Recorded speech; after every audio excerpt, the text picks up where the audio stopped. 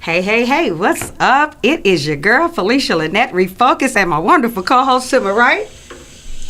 Hey, hey, hey. Hey, y'all. I was trying to work the volume everywhere. We had a little blooper. Y'all. Sorry, y'all. Y'all say hey to Maronda. She over here trying to be tech savvy and don't know what she's doing. I do know. Listen, we're going to move on forward with this show tonight. It's another hot topic waiting for you. We're going to go ahead and get this product out of the way so that we can come back and start talking to you about our topic on tonight. I'm going to start with the t-shirts tonight. Can I do that? I have the fitted t-shirt, V-neck fitted t-shirt. On the front they say Refocus, on the back they say go and get you some healing. I believe I will. And every time we say go and get you some healing in the comments, I need y'all to say I believe I will, okay? Right. And then I also have the crew neck. I have two of these size tumblers. I'm going pretty fast on this because some of you all should know already. I have the travel coffee mug right here. I got the regular coffee mug that comes in two sizes. And then I have this coated wine glass. And certainly, last but not least, I have my wonderful book, Situations. Y'all dive on over to Amazon and make sure y'all order that. Those that have been ordering, thank y'all. I've seen the orders come in. I appreciate that. Thank you all for the support. Let me tell you what we need you all to do on today. We need you all to be a little interactive with us. Ask some questions in the comment section. We're going to be watching them. We're going to be reading them. We'll dive into those and answer as many as we can. And if y'all feeling a little froggy, come on and jump out here with us. You all can give us a call at 1-800-492-5186. That number should be that number should be scrolling across the bottom of the screen. You should see it at the top of your pages as well. That's 1-800-492-5186. And we're getting ready to dive into this topic. It's Love Month. It's the Love Month, It's Maronda. the Love Month. And for many, that is exciting news. Right. And for so many others, it's not. Oh, well. You know. It's Black History Month. It is also Black History Month. But tonight we're going to deal with the love. We're going to come back next week and deal with Black History. Right. But today we're going to deal with the Love Month. Let's talk about this. Our topic today is, what's love got to do with it? What's love got to do with it? Let me tell you something. I pondered this thought all day. And I mean, because I know how it has affected me, trying to make sure that I convey that to an audience in which they can understand the things that they've gone through and overcome was challenging. But I thought about whether you've been abused, battered, dealt with infidelity, hurt, belittled, verbally abused, whatever the case may be. Sometimes people go through all of that, Maronda, but yet they say, I still love them. Yeah. While they're in it. Going through all of that, but yet I still love them. I don't know nothing about it. The other side is, because I want to talk to two different people. Some that chose to either stay or they're still there and saying, yet I love them. Yeah. Or those that are avoiding love because they've endured all of that. I want to talk to those two groups of people today. You stayed there, you loved him or her, you dealt with the trauma, you knew that it wasn't a right situation, but you loved him so much you just could not leave. I don't know nothing about it. You don't? No, ma'am. I've been there. Okay. And I'm gonna tell. I guess I'll tell my truth there. Good. I've been there, and I think sometimes, you know how you feel like sometimes in life you go through things because of maybe karma. Oh, wow. Yeah. Or, you know, we call it the law of reciprocity. Yeah. Or the Bible says that whatsoever you sow, that shall you also reap. And I ain't been all clean in my lifetime, right? I understand. And there's some things that I felt like that I did in my past that maybe I was just getting back some of the stuff. So I stayed. Okay. And said, well, God, if this is my lick back, I'm going to take this one. That's good. I don't need another lick. Right. Right. But I stayed there. Yet I loved them. I stayed there. I sat in it. I endured it. And was it right mentally for me or emotionally for me? Absolutely not. But for some reason or another, I couldn't shake the will or the desire or just leave like I should have left. Here's my book, Situations. I was in a situation. Maybe they rescued me from something and I was still in that same predicament that had I gone back, I would have still ended up back there, so I stayed in that situation. Wow. And I literally cannot identify at all, Felicia. Okay. At all. Okay. So I'm going to ask you my first question. Well, first let's say, hey, So, hey, Mildred. Hey, thank you again for yesterday. Hey, we had Mildred. a wonderful Such time. amazing time. Nisha, hey, girl. We're praying for you. Hey, Tammy. Tammy Folk. Hey, Tammy. That's my sister. She got Pierre. Pierre. That's her last name. Pierre. I love it. All right. So, Felicia, I know it might sound weird, but I've never been in love. I know, right? And it might have a lot to do with the outcome of the relationships that I've been in. Yeah. You know? So I guess I need you to explain, well, I know, because I felt like, you know, like you said, you want to stay, like nothing about anything has ever made me want to work to stay. I'm ready for this question. Yeah. She ready. I love it. So yeah, so nothing has ever, you know, made me, you know, I gotta be with this person. Oh, I felt like, you know, I deserve whatever's going on. That, you know, like you said, karma. Then yeah, don't know nothing about what you're talking about. I think this is this. I'm going to challenge you a little bit on the love piece. I I'm like gonna it. tell you why. Okay. Because I battled with that, and in fact, in the start of my book, I said I've been married X amount of times and never been in love. Right. Oh. Right. Started that, and then I had to go back and think. And my thought process was, I loved them. Yeah, I love them. For what they rescued me from. So there was a level of love for them. Yeah. It wasn't the love that endures, though, or else I would still be there. Right. But it was the level of love that they rescued me from something, so there'll always be a gratitude. Yeah, There'll we were always loyal. be. I would always be loyal to them. So that those things alone make you say, well, at one time or another they were good to me, or one time or another they were good for me. Right. So even though it may not have been, you know, we're good in our society about talking about being in love versus just loving, right? Right. I love them, but I'm not in love. Like now, I honestly, I think there's a play on words. Really? I think it's a play on words. I think that love, when you an older couple told me this one time, they were married for 57 years, and I said, how did you all make it? Most people do not make it in 57 days. How did you all make it 57 years? They said, we chose to learn to love something about them every single day. So I like learned that. a new factor about them that made me love them more that day. So that day, they were able to love this about them. So you love them, but you work finding new ways to love them, new ways to grow more, to dive in more, and to get in there and say, okay, but you loved them, or else you wouldn't have been there for the length of time.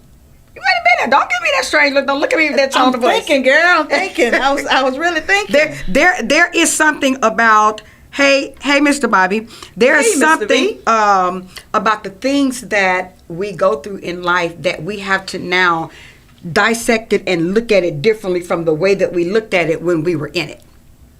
Right, and I did that. Okay. I did that. Okay. And like you said, the maybe the things that I was rescued from in both situations, in both of my marriages. I know the first one, you know, I stayed in it a long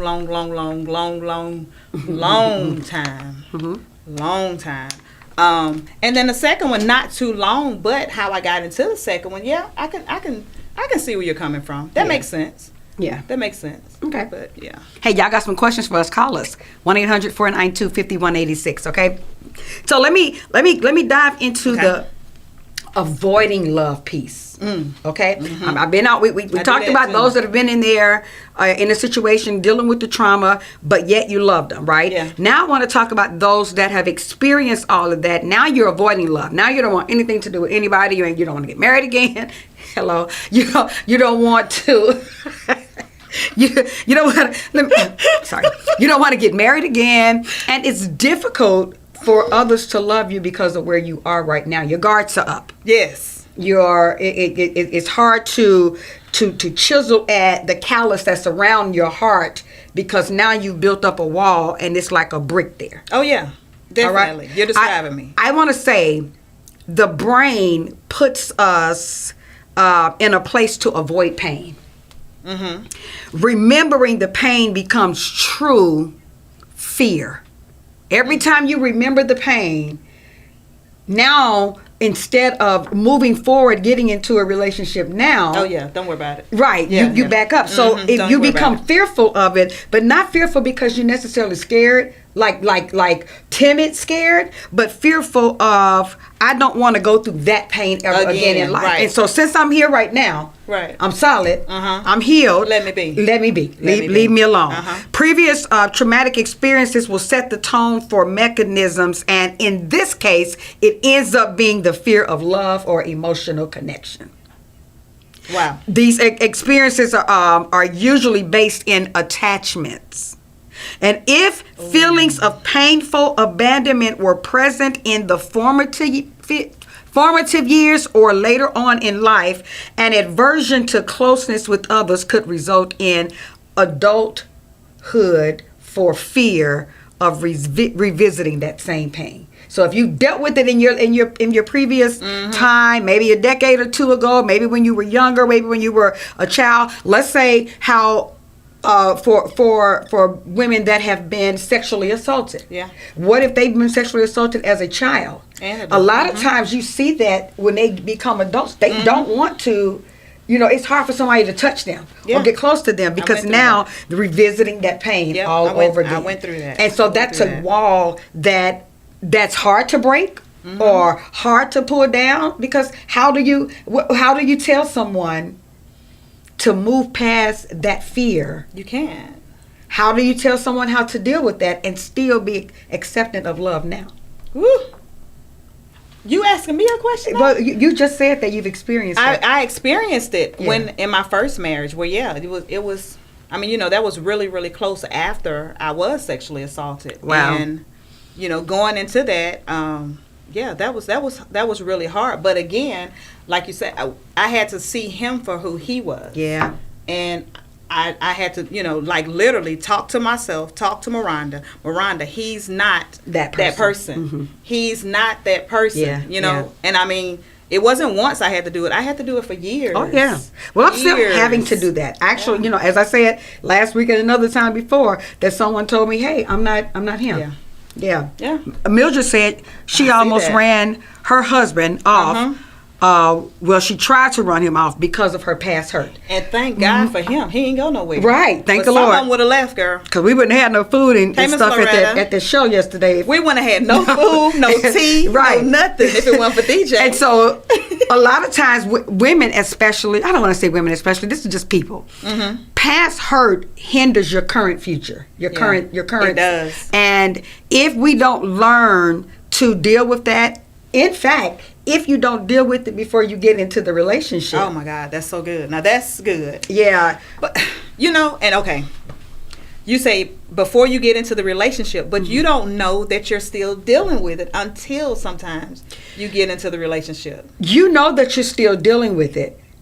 And it may not be the same way, but you know that you're still dealing with it just by your outcome of your outward expression towards others. Yeah. When you see love, girl, that's y'all business. I'm not doing that. When it comes out subtly. It may not come out as powerful as if you were in a relationship and you pushing people off, but it comes off in other things, and you see it in your everyday dynamics.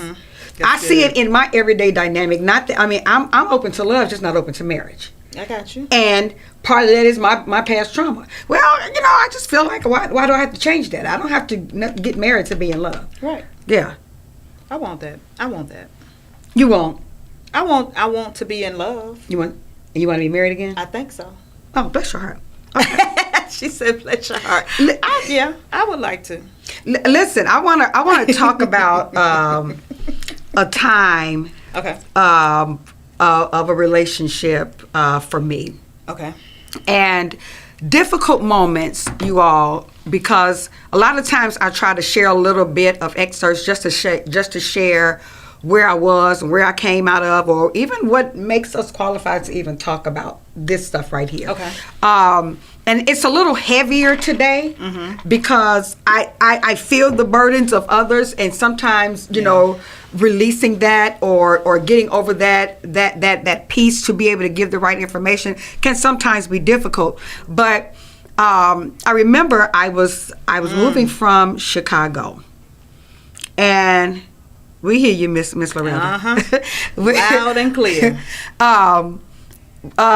She always throw me off. Listen, I was moving from Chicago, and I was coming my dad had gotten sick, and I was coming down, and ran into a childhood friend, ended up getting married, right? And wait a minute, what? Do what? I ran into a childhood friend. And No, it wasn't like that. Oh, No, like, yeah. it wasn't like that. No, I went back home. We courted a little bit. Oh, okay. It was like that. Woo. I'm just fast forwarding to the end of getting Girl, married. you got to slow down for me. So he moved me down here, and he was every day saying, "I'd be a fool to cheat on Felicia." Every day. He had to remind himself, huh? And I was, after a while, it clicked in. Like, wait, are you trying to convince me, or are you trying to convince yourself? Right. Because I didn't need that reminder. I don't know what you did in your past, right? And so he was the perfect man for 365 days. Wow. Day number 366, it was like I felt the shift. I know about it. His representative could no longer represent him any longer. He had put up a facade as long as he could, and once he got to the point that he could no longer keep up that facade, it had to fall off. And so he ended up, day number 366, it was like all hell broke loose. Everything. I started getting emails and text messages and this, and you don't know. Like, we had rental property. I meet him over there. They describing new rental property that we had. And those were the moments that I said, maybe, Felicia, is this one of them karma kind of situations? Because anywho, but it sent me through some stuff that it made me stay there. That was coming into year number 2 now, and we stayed together through 5 years. Really? Even after that? Mm-hmm. We stayed together 5 years. Oh. And later on in life, we were in ministry together. He became a pastor. I was first lady, and then the infidelity started in the church. And Maronda, if I can say to anybody, the amount of embarrassment that I suffered, because the other thing was I let this man move me from Chicago to here. What do I tell now the people in Chicago? Right. So some of that, we try to save face. We don't want the truth to be our truth. Things started being unfolded right before my eyes, and I was like, why didn't I know any of this? But because I had made the decision to do something else, I did not want to go and deal with the embarrassment of it. So I know about it. I endured where I was. Right. And I can't even say I dealt with those things, but I loved them. I stayed. No, I dealt with those things and I saved face, and I kept myself from being embarrassed. That's it. To only later be embarrassed. Still be embarrassed. Even bigger. Yep. Yeah. Should have got the hell on down. I should have gone so long ago. Listen, you guys, our phone number, 800-492-5186. Give us a call if you got a comment, if you want to share your story, or whatever the case may be. We're going to move on into avoiding love. Maronda. I got that one. Okay, let's go. We ready? Go ahead. We're gonna go. Okay. So, avoiding love. So, I had a situation. We say avoiding love. But mine was more so, just coming out of a relationship, not really wanting to get into anything, and was being rushed. Like, why are you rushing me? What's the hurry? Yeah. We would get into little petty arguments about social media. You don't post me on social media. It's, like, when should you post a significant other? The man was acting. Yes. Acting a whole fool because I wouldn't post them on social media. You can laugh. No. Because I was laughing. But then it wasn't until later on I realized I was embarrassed. I mean, he was a thug. And I didn't want my good Facebook friends, to see that you had chosen a thug. Yeah. Because if you think about our page and stuff, the cussing and stuff, it's not on, But all of that was on his page. I didn't want my good friends to see that. Your church folks. My good church folks. Yeah, we're going to come right back, and we're going to let Maronda open up this second half. We're going to take a real commercial break. Don't go nowhere. Hit the share button when we come back and give you some topics and some how-tos on how to get out of this stuff. All right, see y'all in a bit. What's our second?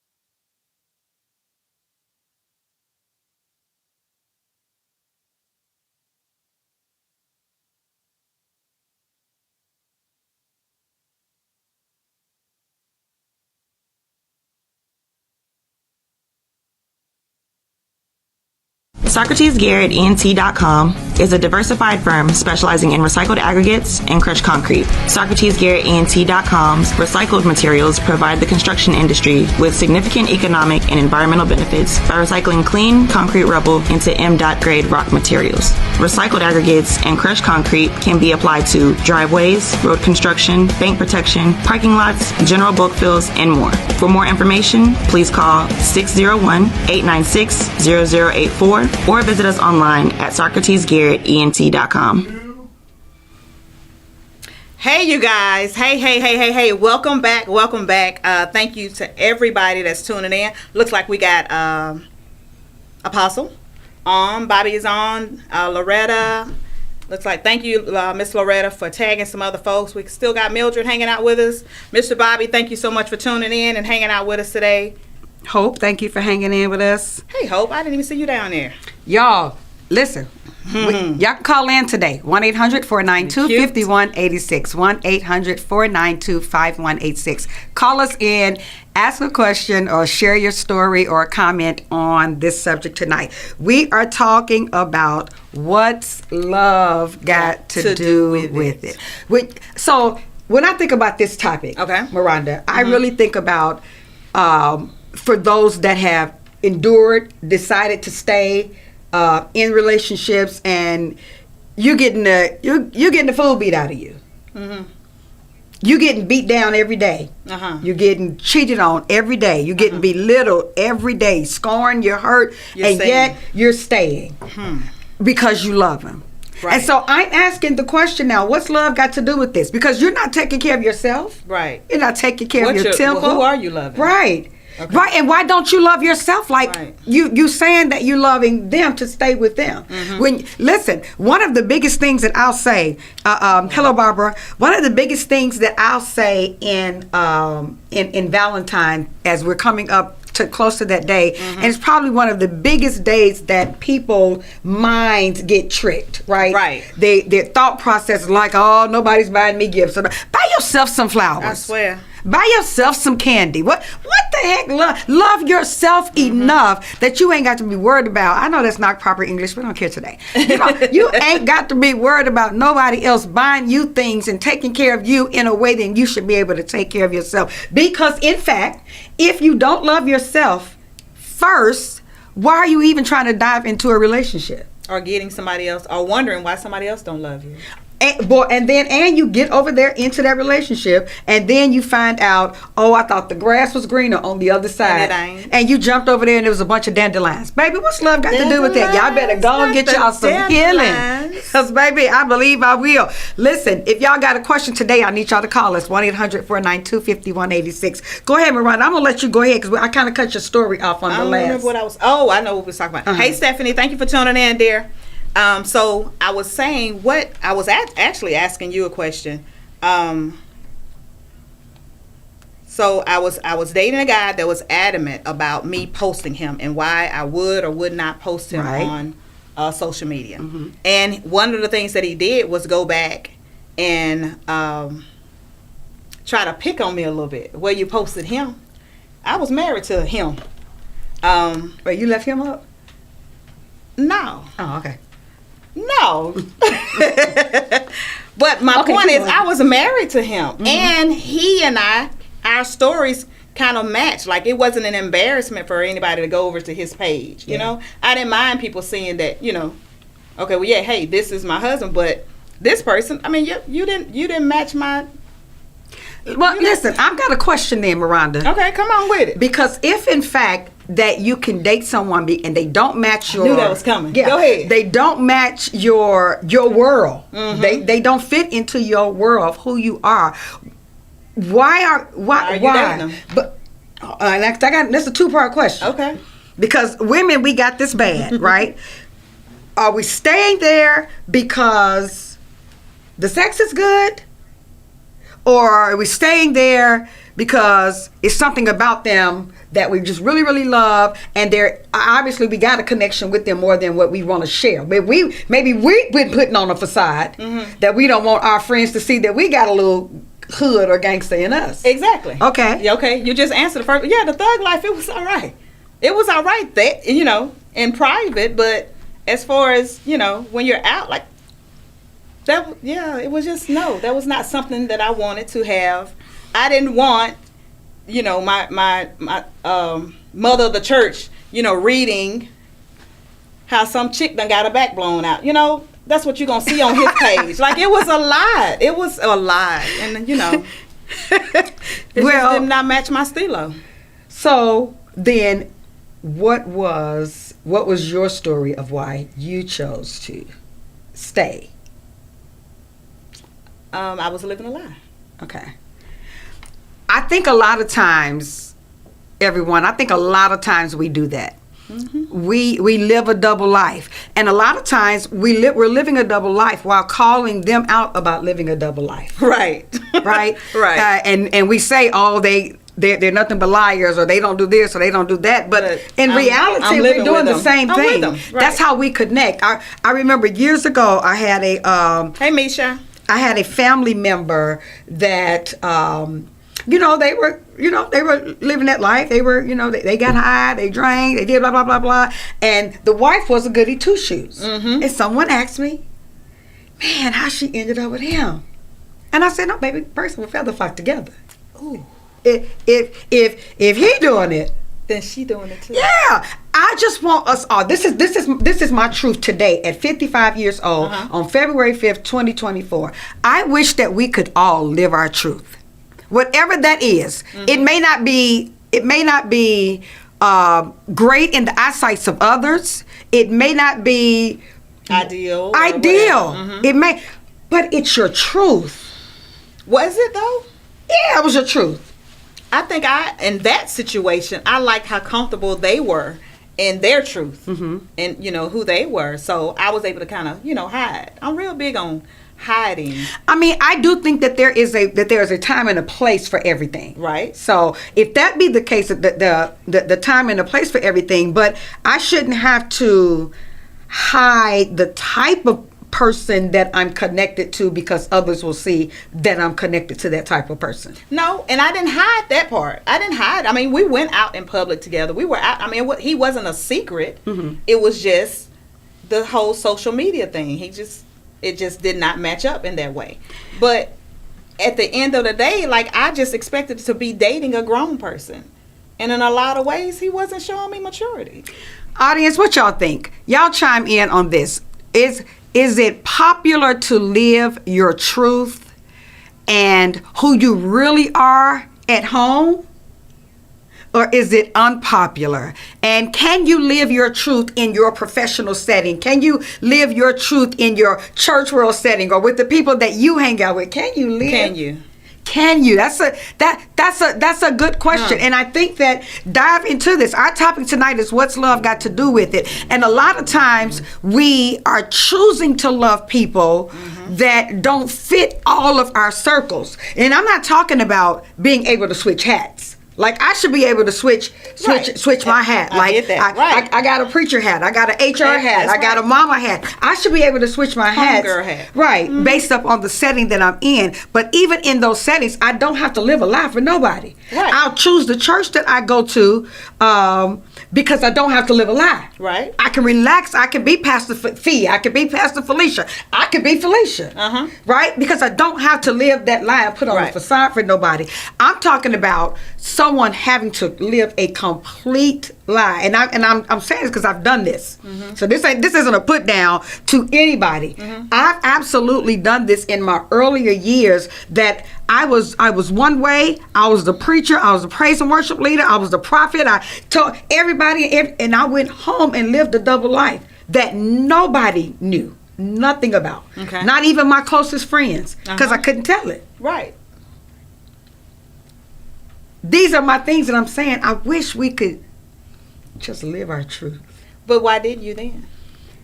Well, because I had to be Pastor Felicia. See? Yeah. Right.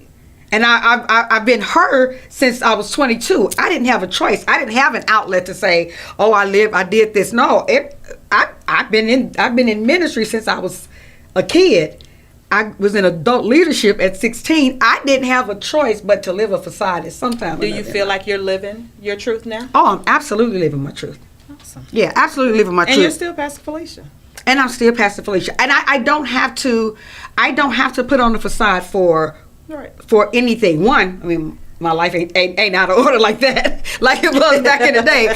But I don't have makes to. it easier. It does. But I don't have to put up a facade, and I get to love me. Right. So now when we're talking about what's love got to do with it, the love for me is loving me first. Right. When I think about how I was able to overcome every marriage, every relationship, every situation, being able to overcome those things, I'm now able to ask myself a question. Okay, Felicia, what does love have to do with this now? What does love have to do with it? Love for me is loving me. Love for me is displaying who I have become today. Love for me is showing the world that now I love myself in ways that I could never love myself before. Right. My self-esteem is up here now. When I walk in the room, if my hair is not combed, if my makeup is not done, I still love me enough to think that I'm the flyest person that's walked in that room. Okay, go Miss ahead, you got Loretta some says, questions. I can relate because who you see is who you get. Ain't that the truth? Mm-hmm. And that's why you lived a lie when you were out of order back then. Wow. Yeah. Wow. She be busting. Okay, you said you swings had so some more hard. questions. Let's She go with your swings questions so here. hard. Okay, so what's love got to do with it? Okay. How much of love had to do with your marriages? Like, did you marry for love? Why did you marry? I thought I did. Every time I got married, I thought I was marrying for love. Okay. I was marrying because the love of the ability to rescue me from the situation that I was in. That's love? Okay. It's a form of love. Huh. All right. So I loved. I did exact same thing. My last marriage. Well, both of them. I went from the first one. I went from mama straight to him. 16 years old. I met him. I was, in a relationship with him and away from home at 17. Same. But I wasn't that young, but same. I wanted to leave my mom's home. He rescued me from that. Yep. And I wasn't financially fit to be able to do it on your myself. own. So then you ask yourself these questions. Okay, I loved him because what love got to do with this, baby? What Because you love weren't got to do ready. with it? Right. Weren't ready. I was not. Not even being whole and complete. If I didn't even know, when I said this before, when I was trying to get out of that situation, my thought process was, okay, I think, was it honeymoon night? Honeymoon night, we had a fight. Wow. And he drugged me across the floor. Wow. And I sat there that day. He was 14 years older than me. Do I leave this man or do I go back home? Home from where I just left? Ain't nobody doing that. I can't go and stay on my own because I didn't even know how to budget a check. I didn't know how to balance a checkbook at that time. I didn't know how to pay bills. I didn't know how to pay bills. So then what do I do but stay in it? It had absolutely nothing to do with love, but a love of being rescued from a situation. Yep. Right. But that's not true love. And so if I shared anything out of any of my stories with anyone, especially the young girls, I would say choose yourself. I would say don't be in a rush to go and jump into what you say is love. Because, baby, listen, at 17, at 20, you love today, you are not going to love tomorrow. That's a different story. Now, and I'm not talking about like our grandparents when they got married young and they stayed together forever. Right. That's different day and time. Who you loving at 13, 14, 15, 16, 17, that's not who you going to love. When you really get mature enough. Yeah, because when I grew up, he didn't like me. I loved me, but he didn't like me at all. When I finally became an adult. Yeah. Okay, so saying all that, now, whenever we say, okay, we tell women, love yourself first, take yourself out, cater to yourself, do these things for yourself. Men are really, really having a problem with that. They don't really care for it. Yeah. They don't care for that whole independent woman, I watched this on a show last night. Yeah. They don't like it. And the man said, he said, I think he was an African man, and he said, yeah, in my country, we don't have all that independent woman stuff. We need our women to need us. Wow. Yeah. And I get it. And that's what I'm looking for. Yeah. I want somebody that needs me and I need them. See, I don't want to need them. I want to want them. I need to need them because if I need them, I feel like if I need them, then I can never do things without them. I want to desire them. I want them to be my rock, my best friend. I want to be around them. I don't want to need to be around them. Okay. I mean, well, maybe that's what I meant. Yeah. Not need them like that. No. Yeah, because I don't want to be needy. I want to desire. I get that. Yeah. I get that. But it's probably going to have to be a need for me to get. I'm just saying. Listen, let me go into some communication and self-care conversation right now. Open communication. How do you deal with this? How do you deal with you're in a relationship now, and this person now they have a wall built up. They've been avoiding love all this time. They got callous around their heart. How do you deal with them? How do you get over that? Open communication with your partner.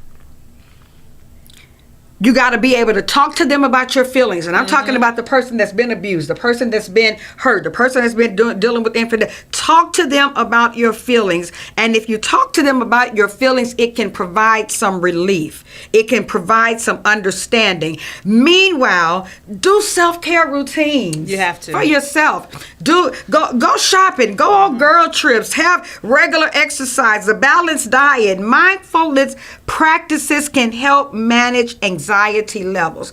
It helps you calm down. Yeah. It makes you aware of, okay, I'm feeling antsy now. I'm feeling antsy. It'll calm you down when you start doing some self-care. Distinguishing between relationship anxiety and a lack of love can be a challenging task. Understanding the differences requires self-reflection and, in some cases, professional guidance. Relationship anxiety is a real thing, you guys. It really and is. It's often rooted in fear. It's often rooted in worry. And while a lack of love is characterized by indifferences or a lack of affection, you're still really dealing with some form of fear. Yeah. So how do you deal with this, Felicia? How do I deal with this? I'm facing this. How do I overcome this? Feel your feelings. Feel it. Feel your feelings. Once you are aware of what's causing your fears, allow yourself to experience those feelings to its fullest. I believe that. You have to sit in it. Yeah. Yeah. Pick a worthy partner. Listen, I think I said this. One. Yeah, I said this last week. I don't even want friends that haven't been through anything. Because if I go through something, how do you talk me off the ledge, right? Right. I use the Bible story of the man that wrestled with the angel. If you don't have a limp, or if you don't have something that you've gone through, I want you to be able to tell me how not to do what you did. Right. Pick a worthy partner, someone that's going to talk to you, someone that's going to encourage you. Baby, we got it this time. Don't worry about that. That was your past. I'm here now. My point number 3, know that it's okay to be vulnerable. That's huge. Know that it's okay to be vulnerable. My next one is communicate your fear. Sometimes you have to say that up front. Listen, I'm really scared. I'm scared of falling in love again. Sometimes you have to say that so that they can calm your fears and say, I got you. We're going to walk through this together. And my last point is understand that it takes time. It takes time. You can't rush this. You can't rush your healing process. You didn't get involved. You didn't have that trauma to take place in your life overnight. So understand that it takes time. It takes time. So because you didn't get the trauma overnight, you don't get to the healing part overnight. Healing is a lifestyle. Once you go through trauma, you will always have to go through healing. Always. Something is going to trigger you every now and then. Right. So what do you say to the person that's already in a relationship? Because all of these sound like if you're getting ready to go into a relationship. Okay. What if I'm already there? I've been with this guy 5, 6, 7 years, and I'm ready to be vulnerable. Okay. But he's not a safe place or safe space. Then he's not the person for you to be vulnerable with. So I don't have to be vulnerable with my partner. you have to be able to trust your fears to someone who can handle your fears. Like so the difference is you got with him before your healing. Before my healing. And so now you waking up, I'm ready to be healed, I'm ready to be whole, and he can't take you there. He's not the one. He's not the one. He can't get you hold some the weight. therapy. Yeah. Get you some counseling. And go and get you some healing. I like it. Tell the people where they can find you. Good, Felicia. Thank you. I am Maronda Parker. You can find me on Facebook. You can find me on Instagram. You can find me on YouTube. Maronda Parker, Mrs. DJ, and 25 Speaks.